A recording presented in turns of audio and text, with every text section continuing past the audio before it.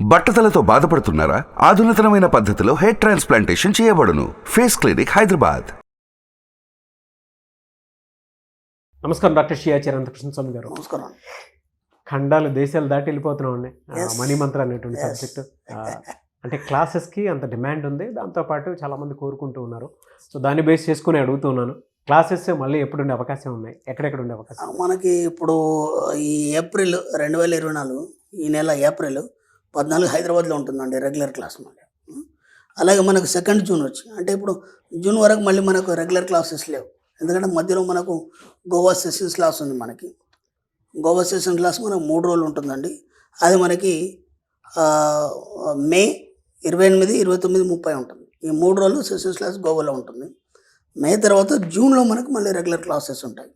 ఇప్పుడు మాత్రం ఏప్రిల్లో హైదరాబాద్ రెగ్యులర్ క్లాస్ ఉంది. ఎవ్రీ మంత్ రెగ్యులర్ క్లాస్ ఉంటుంది. మనకి 2 జూన్ వచ్చి విజయవాడలో ఉంటుందండి. ఓకే. అలాగే 9th జూన్ వచ్చి అనంతపూర్లో ఉంటుంది. 23rd జూన్ వచ్చి వైజాగ్లో ఉంటుంది, విశాఖపట్నంలో. 30th జూన్ వచ్చి తిరుపతిలో ఉంటుంది. 7th జూలై మళ్ళీ రాజమండ్రిలో ఉంటుంది. ఈ విధంగా ఈ షెడ్యూల్లో తొందరగా మీరు ఎన్రోల్ చేసుకోండి. ఎందుకంటే సమ్మర్ కాబట్టి చాలా హెవీ రష్గా ఉంది. తొందరగా మీరు ఎన్రోల్ చేసుకుంటే ముందు సీట్లో కూర్చోవచ్చు. ఎస్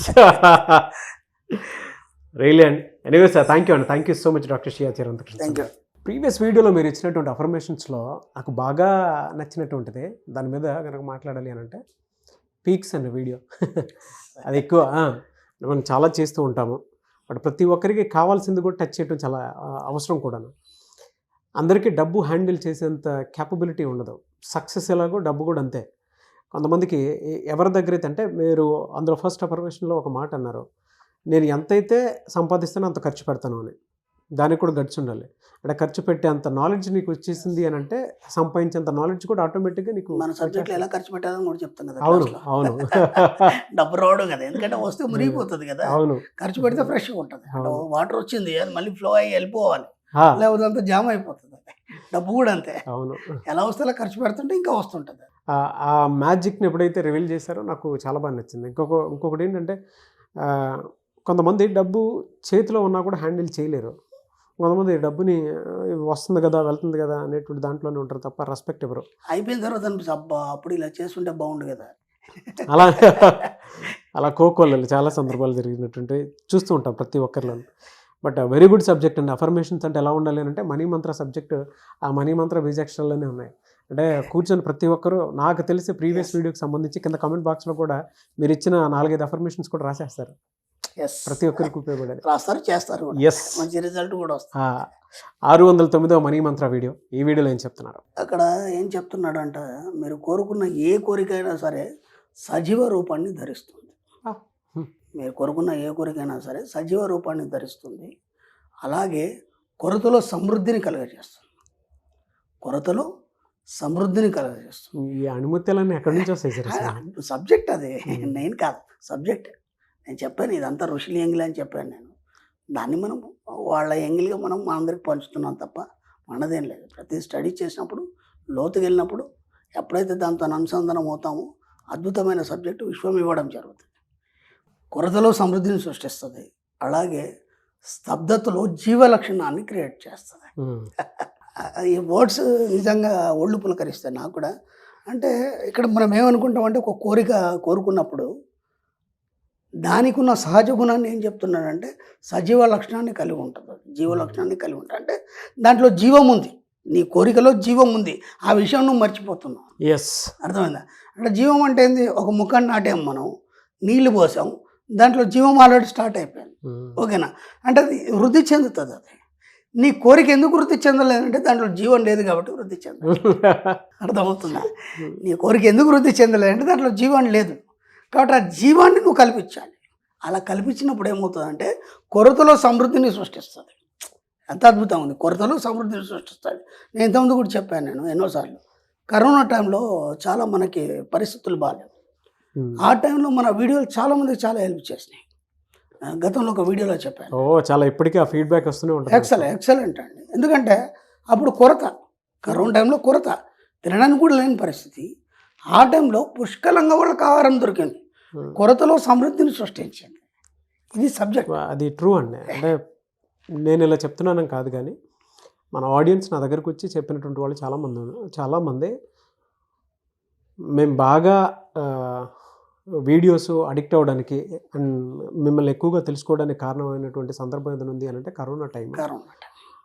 ఏంటో వీడియోస్ అంటే మనీ గురించి ఏదేదో టాపిక్ సెర్చ్ చేస్తూ ఉంటే మనీ మంత్ర సబ్జెక్ట్ వచ్చింది. ఆ సబ్జెక్ట్ వల్ల మేము మా బిజినెస్ని పెంచుకోగలిగాము, మా ఇంటిని ఏదైనా చిన్న చిన్న ఇవి ఉంటే చేసుకోగలిగాము, హెల్త్ కూడా ఒక్కొక్క కొలిక్కి వచ్చేలాగా చేసుకోగలిగాము. ఇవాళ మేము బాగున్నాము, థ్యాంక్ యూ సో మచ్ అని చెప్పేసి అంటూ ఉంటారు.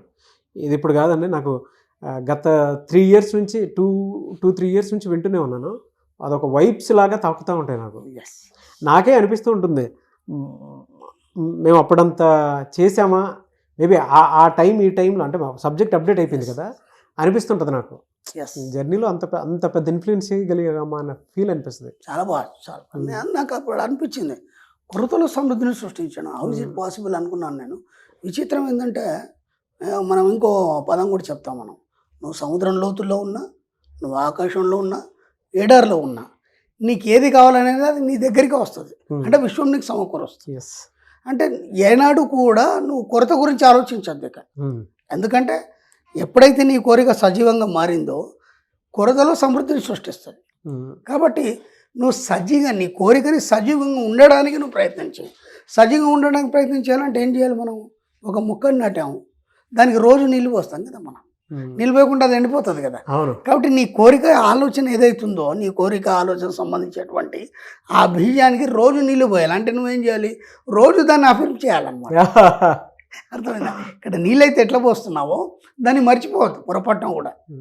నేనేం చెప్తానంటే, ఇక్కడ మన సబ్జెక్టులు ఏం చెప్తారంటే, ఒక కోరిక నీకు కలిగింది లేదా ఒక ఆలోచన నీకు కలిగింది, అది ఎప్పుడు కలుగుతాయంటే దానికి నువ్వు అర్హుడమైనప్పుడే కలుగుతుంది. లేకపోతే అది నీ దగ్గరికి రాదు. మా సబ్జెక్టులో చెప్తారు, నువ్వు దానికి అర్హుడమైనప్పుడే అది నీ దగ్గరకు వస్తుంది. ఈ ఆలోచన మరి వేరే వాళ్ళకి ఎందుకు రాలేదు? థామస్ ఆల్వా ఎడిసన్కే బల్బు గురించి ఆలోచన వచ్చింది, ఇన్ని లక్షల కోట్ల మందిలో ఎందుకు రాలేదు? అంటే దాన్ని కనుగొనే అర్హుడు కాబట్టి వచ్చింది. అందుకే అన్నిసార్లు ఫెయిల్ అయినా లాస్ట్ కానీ సక్సెస్ అయినాడు. కాబట్టి ఇప్పుడు డబ్బు సంపద ఐశ్వర్యం విషయంలో మన వీడియోలో విన్నారంటే, డబ్బు సంపద ఐశ్వర్యానికి మీరు అర్హులు కాబట్టి మీ దాకా వచ్చింది ఆ వీడియో. అవునా కాదా? అవును, బోలెడు వీడియోస్ ఉన్నాయి.